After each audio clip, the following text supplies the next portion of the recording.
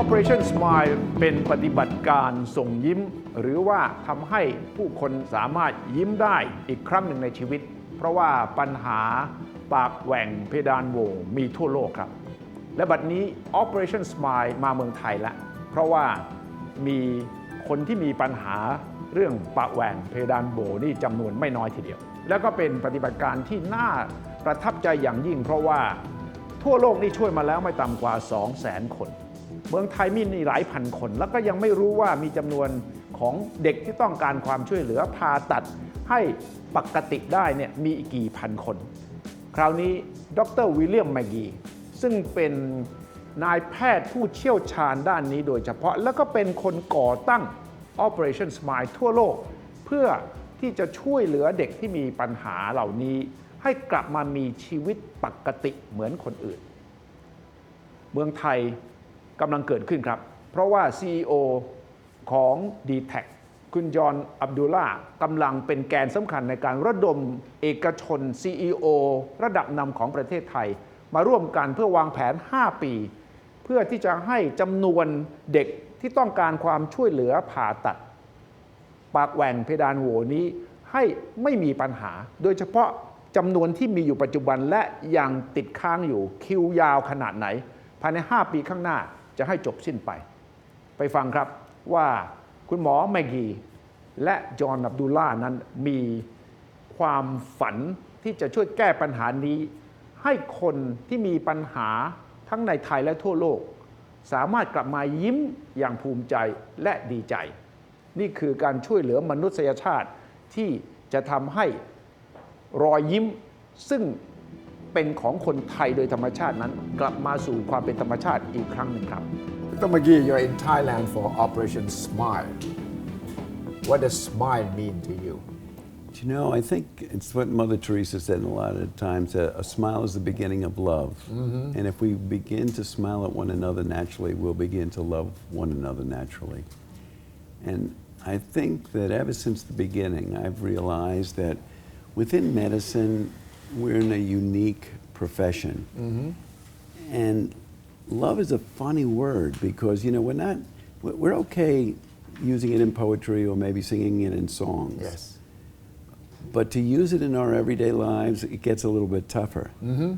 But love by definition is self-sacrifice, and love is a decision to make somebody else's problem your problem. Mm-hmm. And what we do in medicine every day really is we show love because we put our hand on another person's shoulder yes. and make their problem our problem. Mm-hmm. And solve it. Yeah, and so, you know, it was just natural, I think, for Operation Smile to begin because you could take a child and in as little as 45 minutes, you could bring them from hopelessness to possibility. Mm-hmm. And in doing so, you see their smile and you see the creation of a whole new life.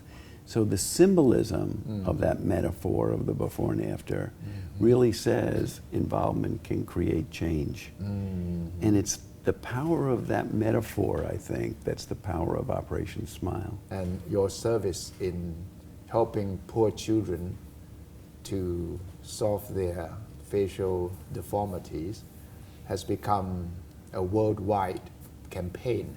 How did you start? When was it that you started to think, I need to make these kids smile happily, normally again? You know, in life there are no ordinary moments.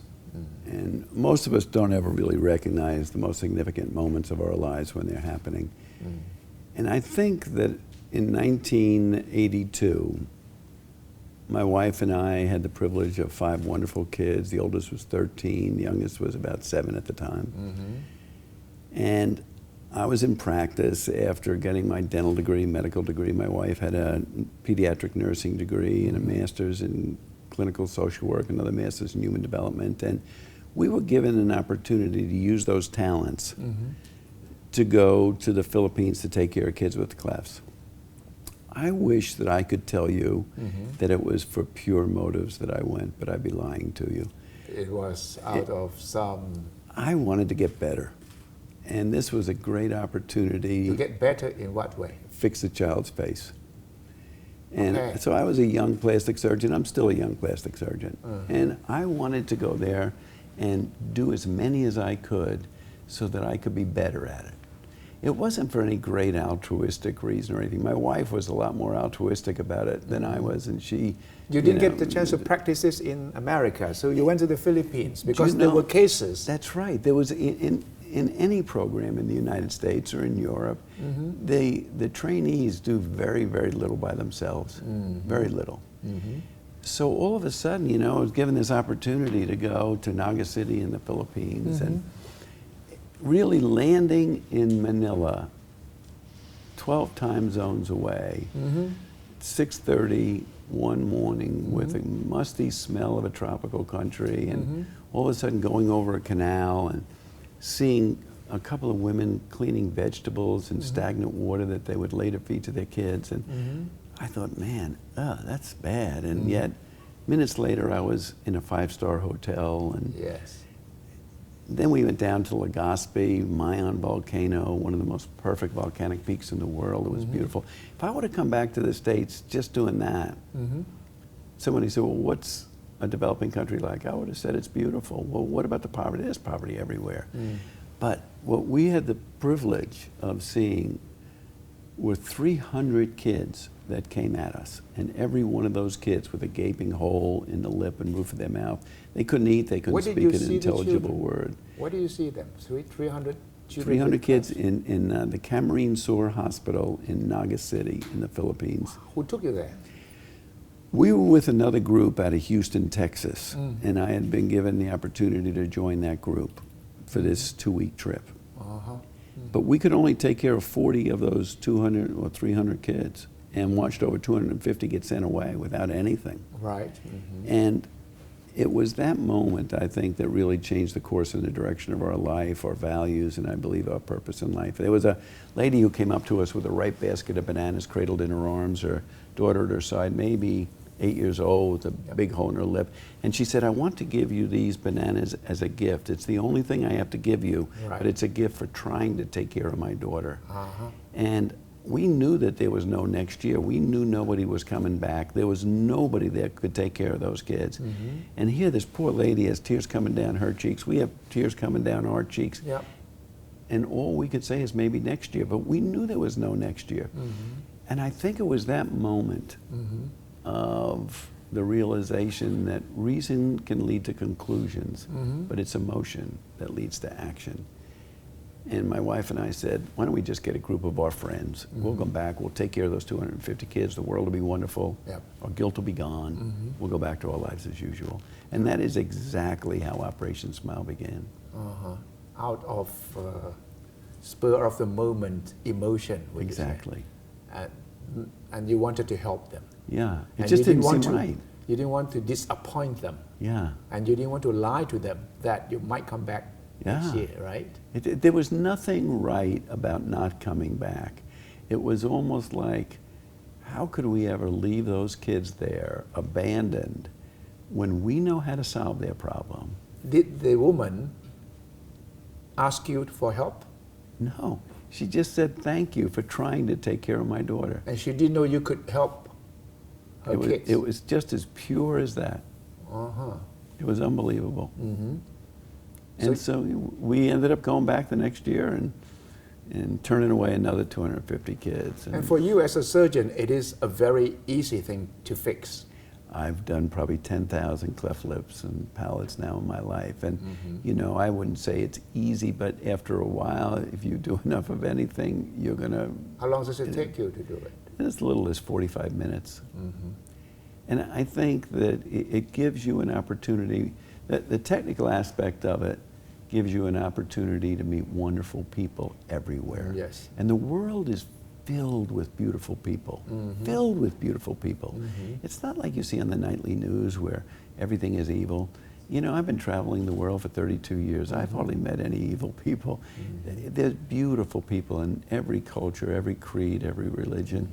It's just a matter of getting the opportunity to get to know them more intimately than just passing them by. And I think probably it is because if you and I work together, I think the strongest bonds of friendship get forged in the service of others. You and I may not have anything in common, but if we work together to help a third person, we'll become friends. Right. And if you can have that magic chemistry that occurs on every Operation Smile trip, you develop friendships with people all over the world. And it's beautiful. It's beautiful And to now you watch. have 200,000 people whose lives you changed. Over 220,000 now. Yes. There's 5,500 medical volunteers now. Ah. It's unbelievable. We have people from 85 countries that volunteer. And you take Thailand, for instance, you know, this land of smiles. What the surgeons do here, Dr. Apachai and that team, when I met Dr. Apachai, he's just a young guy, you know, in his residency or just about out of his residency. What an incredible leader he has become, you know, to mobilize this medical community around him. I mean, they do trips as volunteers throughout the year here in Thailand, and they don't really need the international help, so to speak. I mean, they have such great talent here. They're good surgeons in Thailand. Excellent surgeons. But to be able to take their expertise and bring them to another country and to help somebody else and develop the friendship through the children, you can't beat it. Are they traveling out of Thailand Oh, also yeah. to help? Absolutely. How did you get Thailand into your project? It was because of the Prime Minister. The Anand, ex-Prime Professor Minister, Anand. yeah. And he just, you know, when we got the Hilton Humanitarian Award, he was on the commission that voted for it. And so he knew about Operation Smile. And at that time, in 1997, I guess we were probably in about 12 countries, I would say. And he said, would you consider coming to Thailand? And we said, sure, we'd be glad to. And he helped us, you know, get all the nuts and bolts going in the beginning and meet the right people. And it's grown since there. But at that time, did you know how serious the problem of cleft in Thailand? The cleft in almost any country is serious because unless you have a very, very well established medical system, like you all have that in Bangkok. You all have it in your big cities. But go into the periphery of a country, into the little villages. It's not the same. And these peasants can't, they don't have the money at times, nor the know-how to travel to the big city. They didn't even know you could fix it. That's right. They don't even know. And so, and then even if they find out and it costs more than they can afford to take the trip, and what if they take the trip and then get turned away? And then they wasted their money. And that's happened so many times before. So people just give up hope and they just say, oh, this is the way that we have to live our life. Right. But I think when all of a sudden a team arrives and you take them and embrace them emotionally as well as physically and say, let's make your problem my problem. Let's solve this problem. Let you go on with your life and start a new day. Wow, what a wonderful message that is for your country, for its villages, and for our world. So in Thailand, you have helped at least 8,000 8,000 children, yeah. And what we're hoping to do now with the help of DTAC and a number of the other companies is to set a goal. Say, in the next 5 years, we're going to eliminate this problem. We're going to eliminate the backlog. And, you know, think of the technology you can that we have now. completely eliminate The backlog. The backlog. Yeah, because, you know, you get DTAC, they have the cell phone technology. Now you can take pictures with it. You can record locations with it. We can find those kids that weren't the low-hanging fruit. And if we can find them and document them, we can mobilize the forces side by side with the Thai professionals to develop a system to eliminate the backlog.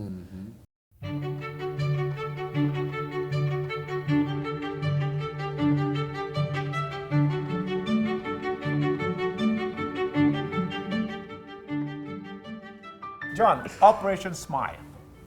For some reason, when you met me and talked about this campaign, I saw in your eyes passion. What inspired you to think about this project? First of all, we have a long relationship with Operation Smile, and I think DTAC has been involved with several hundred operations to correct cleft lip and cleft palate. So we have a long history. But I asked my team, are we doing enough? Sometimes you do things in a small way. Yes. And I asked, can we go much bigger? Can we go much broader? And once I started to push on that, I saw the possibility to use the word eradicate, to actually fix something. And we had a chance to eradicate two things. Number one, we have a huge backlog of individuals that have the issue. And we don't know how large it is, but we have the ability to eradicate that over a 5-year program with specific actions. And we can eradicate the suffering going forward if you're born with it by providing quick action. Right. Dr. William McGee, what is his role in this campaign? He's a spiritual leader, I think. Yes. He's the founder of the whole Operation Smile. And when I met him last week, along with yourself, I was just really inspired. Here's a man who started out with just one time. I'm just going to go out once and try to fix. Yeah. You've got stories from children whose lives were changed by this. Many Tell stories. me one. My favorite story, and I want to tell it because it's so powerful. It happens not to be a Thai story, but this is how powerful it is. It's a Philippine story. We had a young girl that was born with it. It was so bad she could not speak. So she had cleft lip and cleft palate. She couldn't speak properly. She was repaired through medical attention, I believe 3 surgeries. Recently, she won the Philippines American Idol, the best singer. Wow. Now here we've gone from someone who could not speak as a child that now has the talent to sing and to do what she can do best, use her gift. Mo sa akin ng gabing walang hangganan ไทม์ไลน์สุทธิชัยหยุ่นอาทิตย์นี้เวลาหมดแล้วครับ ทุกวันอาทิตย์1 ทุ่มไทม์ไลน์จะนำเอาการสัมภาษณ์วิเคราะห์ รวมถึงการเล่าเรื่องที่เกิดขึ้นรอบๆทั่วโลกที่เกี่ยวข้องกับประเทศไทย และที่คนไทยควรจะสนใจยิ่ง เรามีแฟนเพจที่ Facebook ตามนี้ครับ ท่านเข้ามาไลค์และเข้ามาเป็นสมาชิกของแฟนคลับแห่งนี้ เรากำลังจะทำกิจกรรมร่วมกัน เพื่อร่วมกันศึกษาติดตามข่าวสารที่เป็นประโยชน์ ประวัติศาสตร์สอนให้เรารู้จักปัจจุบัน เพื่อป้องกันปัญหาในอนาคต และทุกเรื่องที่กำลังร้อนอยู่ทั่วโลกจะนำมาวิเคราะห์นำมาเล่าขานนำมาสัมภาษณ์นำมาแลกเปลี่ยนนำมาถกแถลงในไทม์ไลน์สุทธิชัยหยุ่นครับ พบกันใหม่ครับสัปดาห์หน้า1 ทุ่มสวัสดีครับ